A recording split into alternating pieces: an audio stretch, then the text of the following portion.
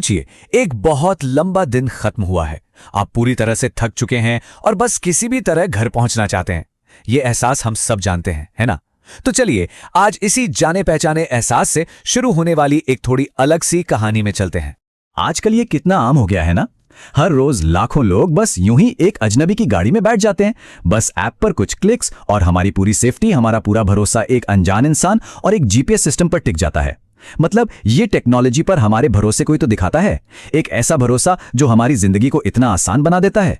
पर क्या हो अगर जिस ऐप पर हम इतना भरोसा करते हैं वही एक जाल बन जाए? आज की जो हमारी कहानी है ना, वो इसी भरोसे के टूटने की है। ये कहानी इस बात की पड़ताल करती है कि कैसे हमारी सुविधा, हमारी सेफ्टी का प्रतीक अचानक डर और खौफ का जरिया बन सकता है। कैसे एक मामूली सी कैब राइड एक भयानक सपने में तब्दील हो सकती है। तो कहानी शुरू होती है निशा से। निशा एक 26 साल की लड़की। देर रात की शिफ्ट खत्म हुई है, वो बुरी तरह थकी हुई है और दिमाग में बस एक ही चीज चल रही है, घर पहुंचना है। तो निशा हमेशा की तरह अपने फोन पर कैब बुक करती है। गाड़ी आती है, ड्राइवर का नाम है महेश पाटिल। लेकिन यहां एक छोटी सी बात थोड़ी सी खटकती है। ये लगातार तीसरी रात है जब उसे वही सेम ड्राइवर मिला है। अब वो इसे एक मामूली इत्तेफाक मानकर ज्यादा सोचती नहीं और गाड़ी में बैठ जाती है। लेकिन फिर ड्राइवर कुछ ऐसा कहता है जिससे निशा को थोड़ी अजीब सी फीलिंग आती है। वो कहता है, मैडम 3 दिन से तो रोज मैं ही छोड़ रहा हूं आपको, वही पवे वाला रास्ता, सही है ना? मतलब उसने पता पूछा ही नहीं, उसे पहले से पता था। बस यहीं से बेचैनी का वो पहला बीज मन में पड़ जाता है। एक छोटी सी बात है, पर यह दिखाती है कि ड्राइवर निशा के बारे में कुछ ज्यादा ही जानता है। और बस यहीं से कहानी एक नया मोड़ लेती है। वो जाना पहचाना सफर अब एक अजीब और परेशान करने वाले रास्ते पर मुड़ने वाला था। इसके बाद चीजें बहुत तेजी से बिगड़ने लगती हैं। पहले तो ड्राइवर जीपीएस वाले रास्ते से हटकर एक बिल्कुल सुनसान अजीब से इंडस्ट्रियल रास्ते पर गाड़ी मोड़ लेता है। फिर अचानक रेडियो पर कई साल पुराना, मतलब 2 जुलाई 2012 का कोई न्यूज बुलेटिन बजने लगता है। हद तो तब होती है जब वो एक ही रेस्टोरेंट के बिलबोर्ड के पास से 2 बार गुजरते हैं और दूसरी बार वो बिलबोर्ड जला हुआ टूटा फूटा सा दिखता है। और इन सब के बीच निशा का सबसे बड़ा सहारा, उसका फोन, जीपीएस फ्रीज हो जाता है और नेटवर्क गायब। मतलब डर और कंफ्यूजन का एक पूरा माहौल बन चुका था। अब एक सेकंड के लिए रुकते हैं और सोचते हैं, ये सब इतना डरावना क्यों लग रहा है? साइकोलॉजी में इसे अनकैनी कहते हैं। इसका मतलब है जब कोई बहुत नॉर्मल, बहुत जानी पहचानी चीज जैसे घर जाने के लिए कैब लेना अचानक से अजीब और डरावनी लगने लगे। ये कहानी बिल्कुल इसी एहसास का इस्तेमाल करती है, हमारी रोजमर्रा की चीजों को डर के एक जबरदस्त सोर्स में बदल देती है। तो अब हम पहुंचते हैं कहानी के सबसे बड़े टर्निंग पॉइंट पर, एक ऐसा मोड़ जहां टेक्नोलॉजी जो हमारी सेफ्टी के लिए बनी है वही खौफ की वजह बन जाती है। ठीक उसी वक्त निशा की दोस्त सना का फोन आता है और इस एक फोन कॉल से निशा की पूरी दुनिया, उसकी हकीकत हिल जाती है। सना कहती है कि वो ऑफिस के गेट पर उसका इंतजार कर रही है और उसकी कैब तो कैंसिल हो गई थी, वो तो ऑफिस से निकली ही नहीं। सोचिए, अब 2 हकीकतें हैं, एक जिसमें निशा कैब में है, दूसरी जिसमें वो कभी कैब में बैठी ही नहीं, और ये दोनों एक साथ सच नहीं हो सकती। और बस ठीक इसी पल जब उसे मदद की सबसे ज्यादा जरूरत है, उसका फोन, उसकी डिजिटल लाइफलाइन, स्क्रीन काली पड़ जाती है, बैटरी डेड। अब वो पूरी तरह से अकेली है, इस चलती हुई कार में फंसी हुई। तभी निशा के दिमाग में वो डरावनी डिटेल कौंधती है जो उसने ऐप की ट्रिप हिस्ट्री में देखी थी। इसी ड्राइवर महेश पाटिल के साथ ठीक 1 साल पहले इसी तारीख को एक ट्रिप पूरी हो चुकी थी।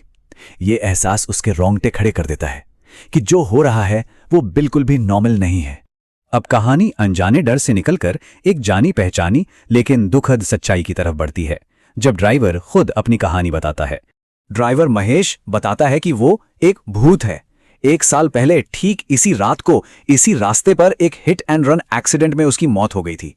जो पैसेंजर उसकी गाड़ी में था वो उसे मरता हुआ छोड़कर भाग गया और अब उसकी आत्मा अपनी उस आखिरी अधूरी राइड में हमेशा के लिए फंस कर रह गई है। तभी निशा की नजर गाड़ी की घड़ी पर पड़ती है जो 3:33 पर जम गई है। हॉरर कहानियों में इस वक्त को अक्सर अलौकिक घटनाओं से जोड़ा जाता है। ये एक साफ इशारा है कि निशा अब नॉर्मल दुनिया में नहीं है, वो किसी और ही हकीकत में फंस चुकी है। और फिर महेश एक ऐसी बात कहता है जो सब कुछ बदल देती है। वो कहता है, मैं भी बस घर ही जा रहा था मैडम, पर किसी ने मुझे घर पहुंचने ही नहीं दिया। और इस एक लाइन से वो एक खौफनाक साया नहीं बल्कि एक दुखी, बेबस इंसान लगने लगता है। ये कहानी का वो पॉइंट है जहां डर की जगह हमदर्दी ले लेती है। अब कहानी अपने अस्पष्ट अंत की तरफ बढ़ती है। सवाल यह है कि जब ये भयानक घटना खत्म हो जाती है लेकिन उसके सबूत पीछे रह जाते हैं, तब क्या होता है? पहले तो कहानी हमें एक बहुत ही लॉजिकल जवाब देती है। निशा की आंख खुलती है और वो खुद को अपने ऑफिस के पास एक बेंच पर सोता हुआ पाती है। तो क्या ये सब सिर्फ एक बुरा सपना था? हो सकता है वो इतनी थकी हुई थी कि बेंच पर ही सो गई और ये सब उसके दिमाग की उपज थी। और तो और ऑफिस का गार्ड और उसकी दोस्त सना दोनों यही कहते हैं कि उसकी कैब तो 2 बार कैंसिल हुई थी और वो यहीं बेंच पर सो रही थी। मतलब निशा का जो भयानक अनुभव था उसे सब झुठला रहे हैं। ऐसा लगता है कि कुछ भी सुपरनैचुरल नहीं हुआ, सब कुछ उसके थके हुए दिमाग का ही खेल था। कहानी हमें यकीन दिला देती है कि चलो सब ठीक है, ताकि जो आखिरी झटका लगे वो और भी जोर का हो। लेकिन कहानी यहां खत्म नहीं होती। असली डर, असली सबूत अब सामने आने वाला था, एक ऐसा सबूत जिसे कोई झुठला नहीं सकता। सब कुछ नॉर्मल लगने के बाद निशा अपना फोन उठाती है, गैलरी खोलती है और वहां एक नई तस्वीर है जिसका टाइम स्टैम्प है सुबह के 3:33। फोटो गाड़ी की पिछली सीट से खींची गई है और रियर व्यू मिरर में महेश का चेहरा दिख रहा है जो सीधे कैमरे में देख रहा है। ये एक ठंडा डिजिटल सबूत है जो चीख चीख कर कह रहा है कि वो सपना नहीं था, वो अकेली नहीं थी।